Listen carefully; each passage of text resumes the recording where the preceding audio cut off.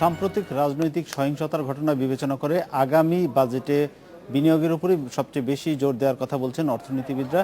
সেই সাথে রাজস্ব আদায়ে প্রত্যক্ষ করের উপরও জোর দেওয়ার উপর গুরুত্ব দিচ্ছেন তারা।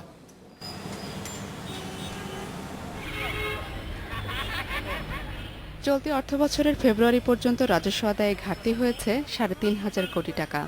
সাম্প্রতিক হরতাল অবরোধে সম্পদ নষ্ট ও সেবা খাতে ক্ষতির পরিমাণ নিয়ে নানা মহল থেকে ভিন্ন ভিন্ন চিত্র দেয়া হচ্ছে।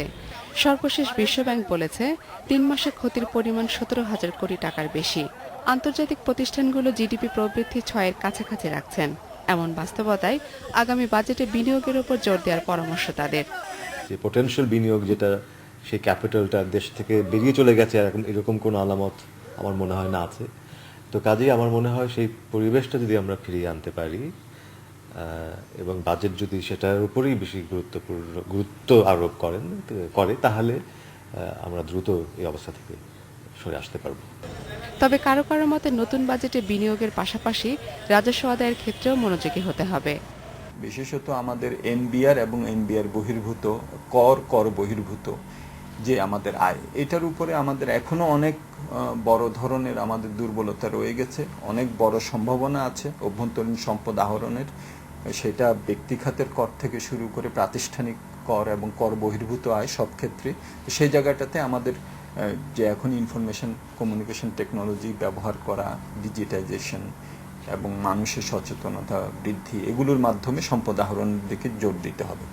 অর্থনীতিবিদরা বলছেন সরকারের আয় বাড়ছে, অবয়ব বাড়ছে, কিন্তু সে অনুযায়ী সক্ষমতা ও দক্ষ জনবল বাড়েনি। এজন্য প্রাতিষ্ঠানিক সক্ষমতা ও সুশাসনের দিকে নজর দিতে হবে। জিমি আমির, ইন্ডিপেন্ডেন্ট নিউজ, ঢাকা। এ বিষয়ে কথা বলতে আমাদের সঙ্গে যোগ দিচ্ছেন ঢাকায় বিশ্বব্যাংকের লিড ইকোনমিস্ট জাহিদ হোসেন। কথা বলছি তার সঙ্গে। গত ৩ মাসের রাজনৈতিক অস্থিরতার কথা বিবেচনায় রেখে বাজেটে বিনিয়োগের উপর জোর দেওয়ার কথা যে বলা হচ্ছে, আপনি কি মনে করেন সেটাই সঠিক পথ?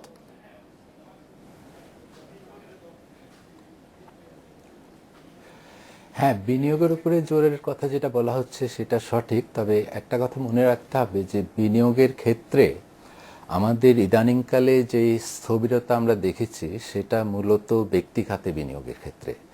কাজেই ব্যক্তি খাতে বিনিয়োগের সেই স্থবিরতা কাটিয়ে ওঠার জন্য সরকারি বিনিয়োগের ভূমিকার দিকে নজর দিতে হবে। কারণ সরকারি বিনিয়োগ গত কয়েক বছর বেশ উল্লেখযোগ্য, মানে আমি কোয়ান্টিটির কথা বলছি, সেগুলি কিন্তু বেড়েছে। কিন্তু সরকারের যে ব্যর্থতাগুলি আমরা দেখতে পাচ্ছি সেটা হলো বিনিয়োগ করে মাঠ পর্যায়ে ফলাফল তেমন যেই পরিমাণে খরচ হচ্ছে ফলের ক্ষেত্রে একই ধরনের অগ্রগতি দেখা যাচ্ছে না, এবং তার কারণে ব্যক্তি খাতে বিনিয়োগও ব্যাহত হচ্ছে।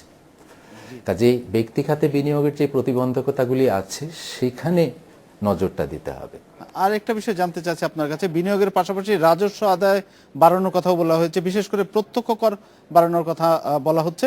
তাহলে রাজস্ব আদায় এখন পর্যন্ত যে ৩,০০০ কোটি টাকার একটা ক্ষতি আছে, সেটি বছর শেষে তার প্রভাব কি পড়বে?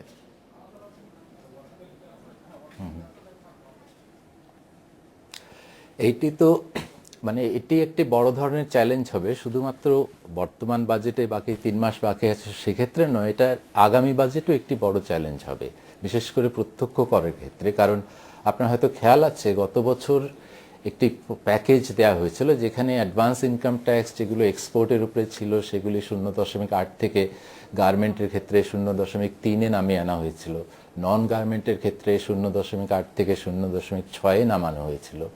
এবং যেটা বলা হয়েছিল যে এটা সাময়িক, এটা এই বছরের জন্য, আগামী বছর থেকে এটা আবার আগের পর্যায়ে চলে যাবে।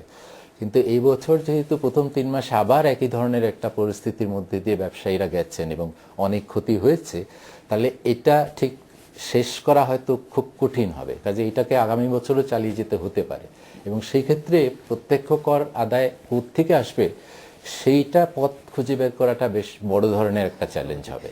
আরেকটা বিষয়, যে পরিমাণ বরাদ্দ তাতে মান অনুযায়ী এডিপি বাস্তবায়ন কতটা সম্ভব?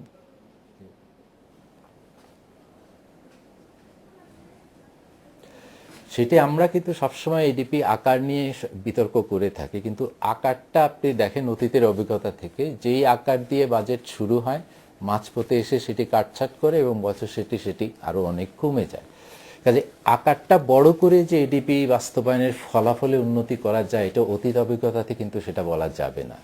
কাজে এখানে আমার যেটা মনে হয় যে এডিপিতে তো অনেক ভালো ভালো প্রকল্প আছে, অনেক গুরুত্বপূর্ণ প্রকল্প আছে এবং অনেকগুলো এখন অনগোয়িং, বাস্তবায়নের ক্ষেত্রে অনেক এগিয়ে গেছে।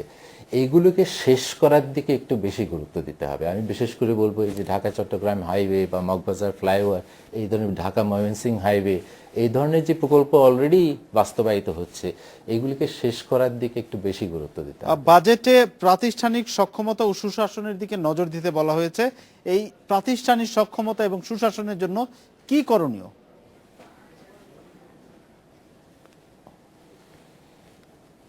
এই প্রাতিষ্ঠানিক সক্ষমতার দিক থেকে আপনার একদিকে তো আমাদের ন্যাশনাল বোর্ড অফ রেভিনিউর প্রাতিষ্ঠানিক সক্ষমতা বাড়াতে হবে, যাতে কর প্রশাসনের দক্ষতা বাড়ে এবং এর ফলে কর ফাঁকি দেওয়া, কর যে আমরা যেটা প্রাপ্য সেটাও পাচ্ছি না, সেই দিকে কিছু উন্নতি করার সুযোগ আছে। আর দ্বিতীয় হচ্ছে প্রজেক্ট ইমপ্লিমেন্টেশনের ক্ষেত্রে প্রাতিষ্ঠানিক দক্ষতা। সেখানে আপনাদের প্ল্যানিং কমিশন থেকে শুরু করে লাইন মিনিস্ট্রির বাস্তবায়ন ক্ষমতা, সেইখানে গুরুত্ব দিতে হবে। ধন্যবাদ আপনাকে আমাদের সঙ্গে থাকার জন্য।